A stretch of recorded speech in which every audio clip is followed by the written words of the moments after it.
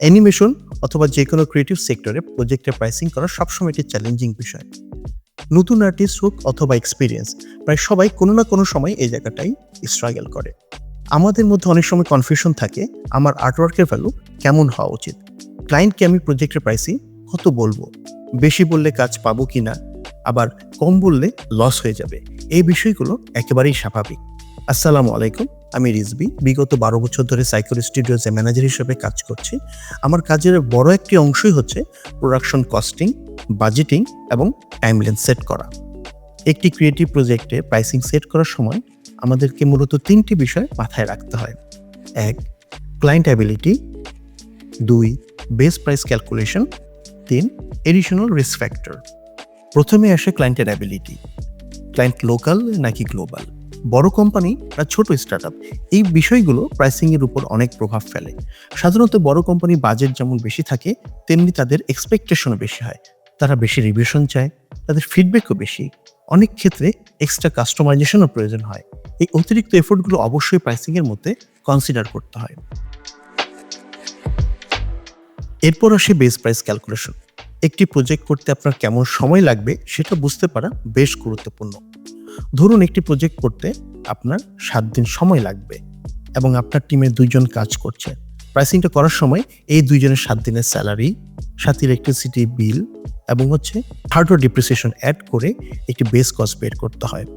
এরপর সেই কস্টের উপর 15 থেকে 20% মার্জিন অ্যাড করে ফাইনাল প্রাইসিং করা হয়। কারণ অনেক সময় ক্লায়েন্ট নেগোসিয়েশন করতে পারে, প্রজেক্ট টাইমলাইন বাড়তে পারে, আনএক্সপেক্টেড সমস্যা আসতে পারে।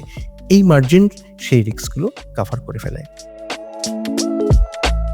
আমরা যারা লোকাল কাজ করি বা local client, local agency, local কোম্পানির সাথে কাজ করছি, আফটার ডেলিভারি তাদের পেমেন্ট সাইকেল হচ্ছে 2 থেকে 6 মাস। অর্থাৎ আপনার একটি কাজ ডেলিভারি করার পর আপনাকে 6 মাস পর্যন্ত ওয়েট করতে হবে একটি পেমেন্টের জন্য। সো আপনি যখন প্রাইসিংগুলো করবেন, সেক্ষেত্রে আপনাকে এটা মাথায় রেখেই প্রাইসিংটা করা উচিত যে আমার পেমেন্টটা পেতে আমার 6 মাস পর্যন্ত সময় লাগতে পারে। ইদানিং একটা জিনিস দেখা যাচ্ছে যে কাজ পাওয়ার ক্ষেত্রে অনেকে আন্ডার প্রাইস করে থাকে, আন্ডার কোট করে থাকে। তো এই জিনিসটা না করাটাই আমি মনে করি বেটার। সেই ভ্যালুটা যদি আপনি প্রথমে আন্ডার কোট করে নষ্ট করে ফেলেন, এর সাথে সাস্টেন করে যেসব কোম্পানিগুলো আছে তারাও ক্ষতির সম্মুখীন হয়ে পড়তেছে। তবে আরেকটা বাস্তবতা হলো যে আপনি সব কাজ পাবেন না। 5টি কোটেশন করলেন, 5টি কোম্পানিকে দিলেন, 5টি এজেন্সিকে আপনি কোটেশন দিলেন, সেক্ষেত্রে আপনার 3টে কাজ রিজেক্ট হতেই পারে, এটাই স্বাভাবিক। এরপর আসি টাইমলাইন।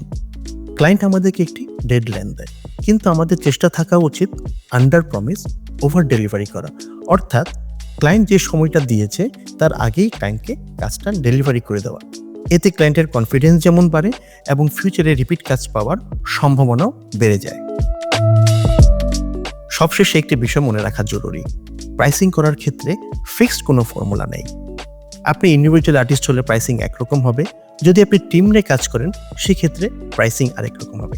তবে সবসময় চেষ্টা করতে হবে যে আপনার যাতে লস না হয়, এবং এটাও মাথায় রাখতে হবে ক্লায়েন্ট যাতে এটাকে বার্ডেন মনে না করে আপনি যে প্রাইসিংটা করছেন। এখন থেকে আমরা আমাদের এই বেস থেকে নিয়মিতভাবে production related tools, workflow tips এবং আমাদের রিয়েল এক্সপিরিয়েন্স শেয়ার করার চেষ্টা করব।